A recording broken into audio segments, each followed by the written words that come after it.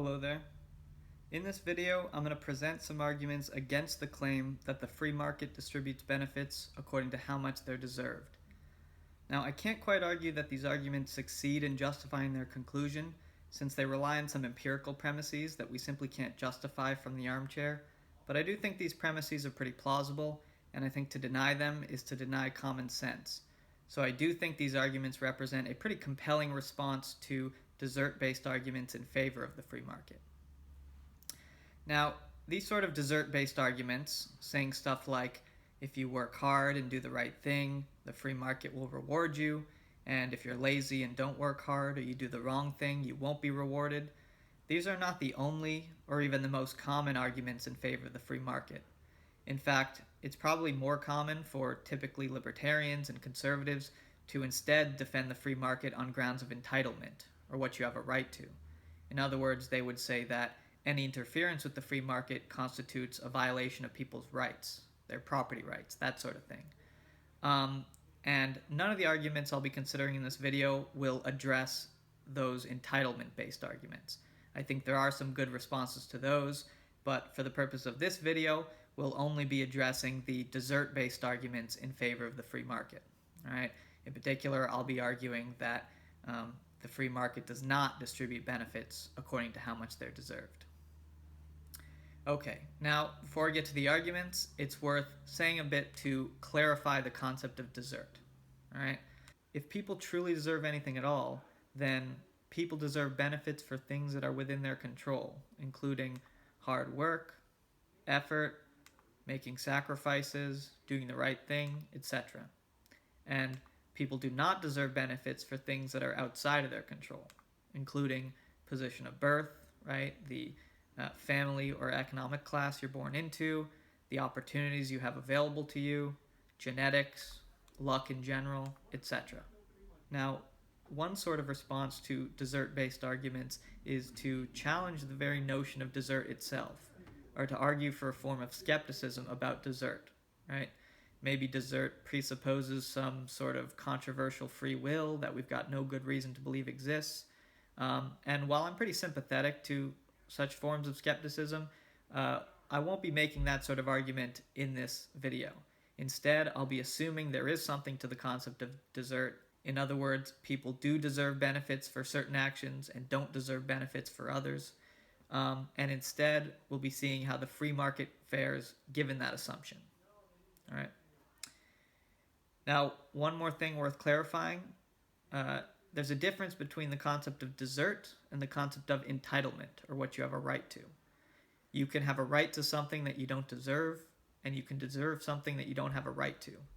So, for instance, if there's someone who's pretty lazy, doesn't work hard at all, and rarely does the right thing, they might not deserve much, but if their parents choose to leave them an inheritance, you might think that perhaps they have a right to it, even though they don't deserve it.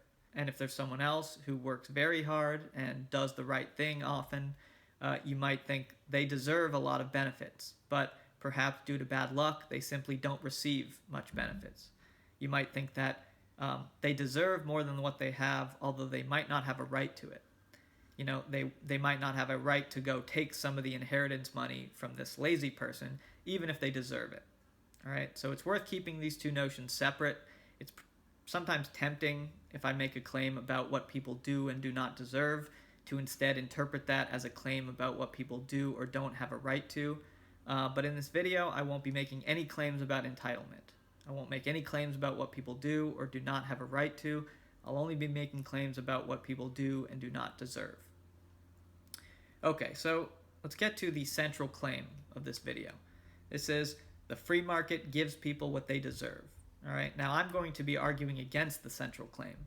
But this claim is a little bit vague, and it's worth making more precise.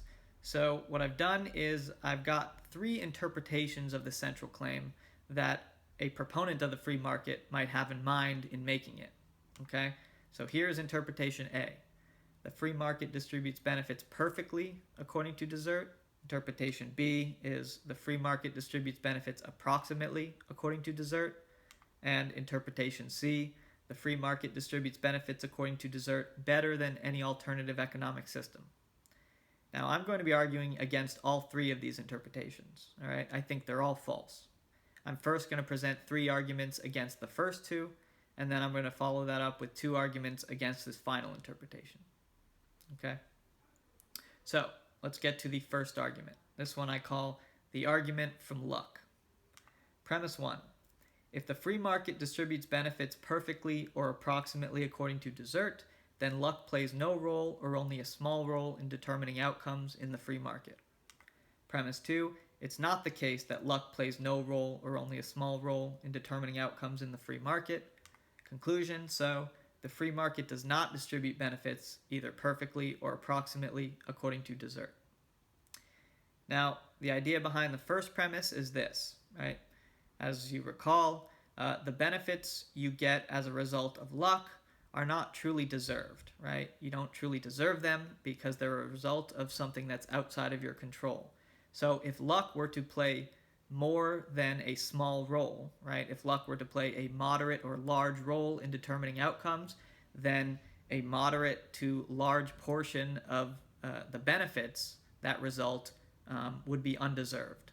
So if the free market truly did distribute benefits, either perfectly or approximately according to desert, then luck had better play at most a small role in determining outcomes.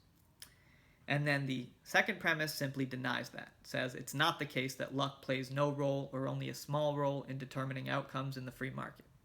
Right? This is an empirical premise, but I think it's pretty plausible. I think it's plausible that luck plays a large role, but at the very least, it certainly doesn't play only a small role in determining outcomes. So, I think because we have a valid argument with plausible premises, this conclusion is pretty plausible. Okay, here's the second argument. The argument from full-time work. Premise 1.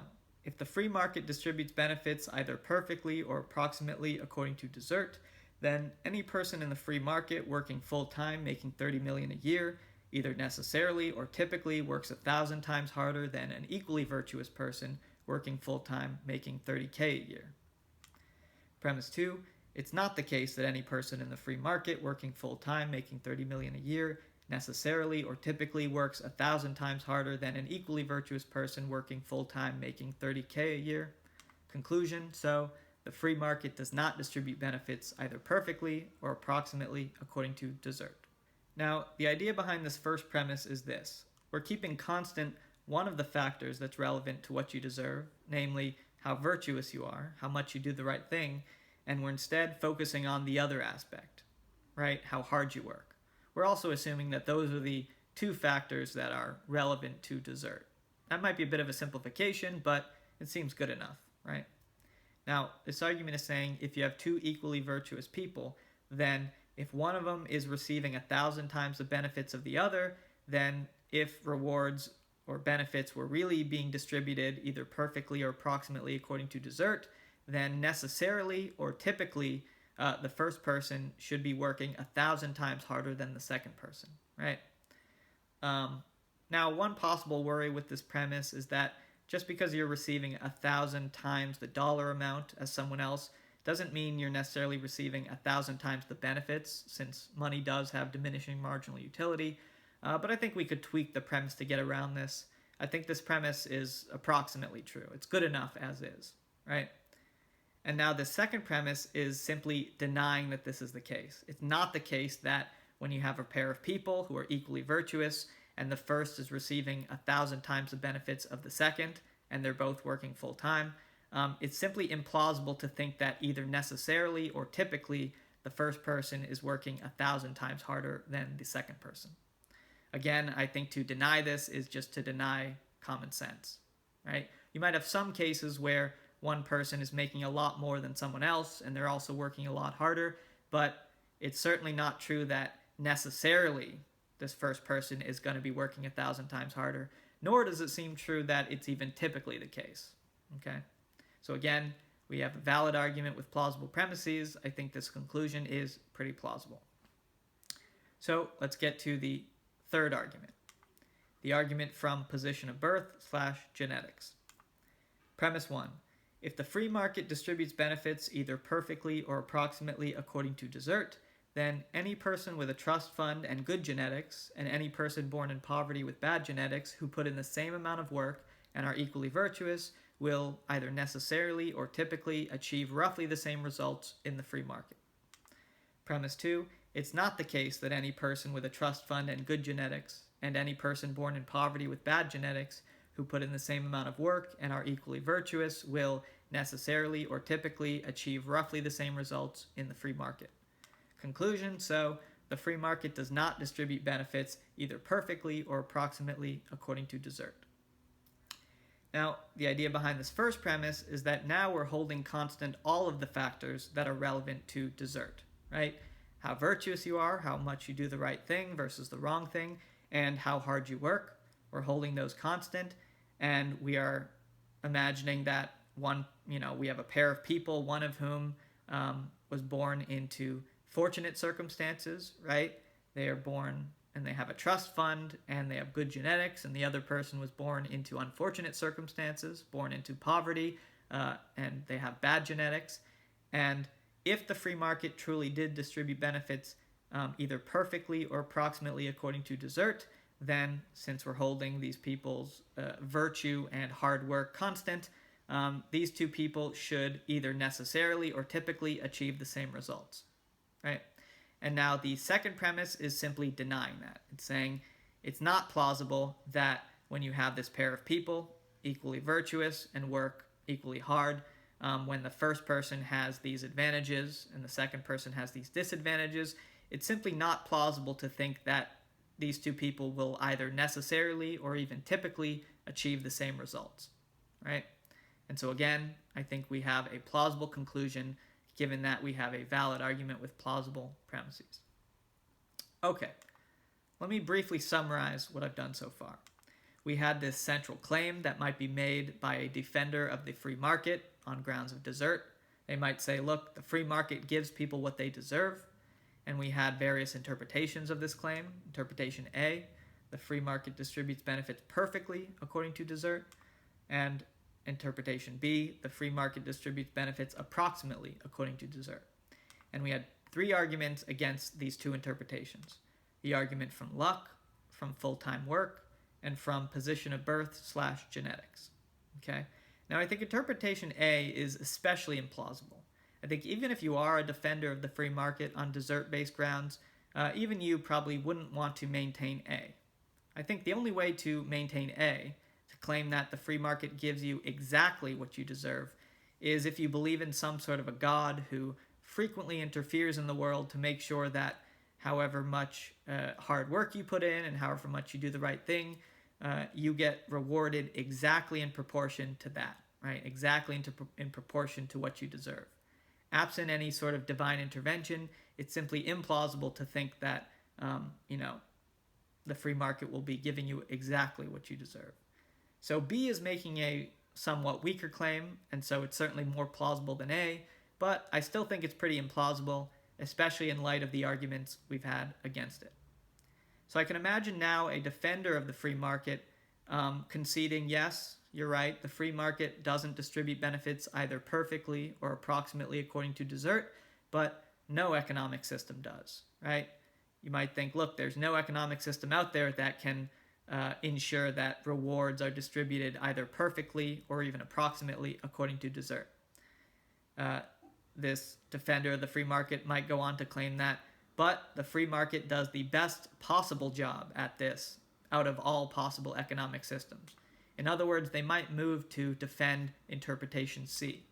The free market distributes benefits according to desert better than any alternative economic system. So now I'm going to consider two arguments against this final interpretation. The first one is the argument from equality of opportunity. Premise 1, one economic system distributes benefits according to desert better than another to the extent that the former has more equality of opportunity than the latter. Premise 2, a market-based system with a strong social safety net funded via progressive taxation has more equality of opportunity than a free market. Conclusion, so a market-based system with a strong social safety net funded via progressive taxation distributes benefits according to desert better than a free market. And since, according to this argument, we have a system that distributes benefits according to desert better than the free market does, interpretation C, which claims that the free market does the best job at this, is false. All right.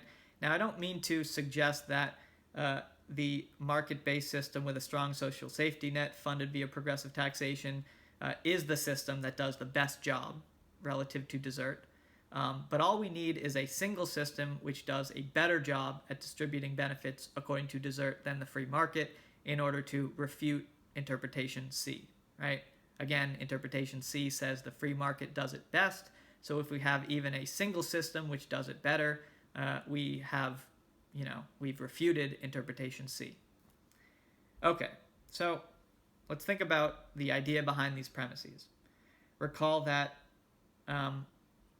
the benefits you get as a result of the opportunities you have are not benefits you truly deserve, even if you do have a right to them, right?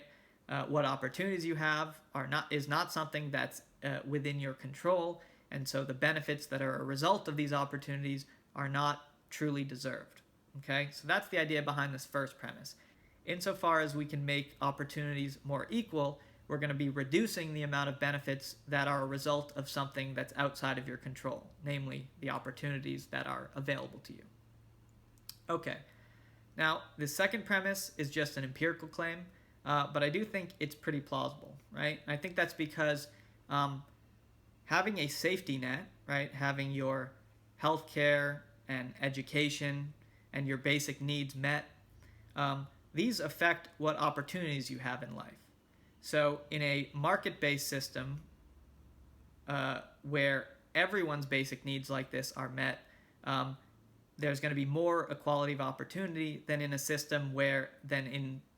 free market system where whether you have your basic needs met like this is just a matter of being born into the right circumstances, right? Being born into a family with enough money to guarantee your basic needs. So I think it's pretty plausible that the second premise is true. Again, we can't fully justify it from the armchair, but I think to deny it is to deny common sense. All right, let's look at the final argument. This one is called the argument from Luck Minimization. Premise 1, one economic system distributes benefits according to desert better than another to the extent that luck plays a smaller role in determining outcomes in the former than it does in the latter. Premise 2, luck plays a smaller role in determining outcomes in a market-based system with a strong social safety net funded via progressive taxation than it does in a free market. Conclusion, so a market-based system with a strong social safety net funded via progressive taxation distributes benefits according to desert better than a free market. Okay, now I think the idea behind this first premise is quite obvious.